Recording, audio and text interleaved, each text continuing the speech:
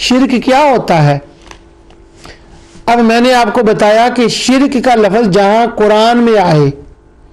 वहां उसको देखें, उससे पहले बाद की आयत में वहां शिरक का माना लिखा होता है, लेकिन कुरान से नहीं देखते शिरक क्या होता है। पहले तो कुरान सुनाया, शिरक माफ नहीं होगा।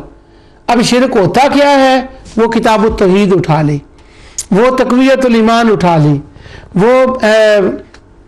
फतावा इब्ने तैमिया उठा लिया,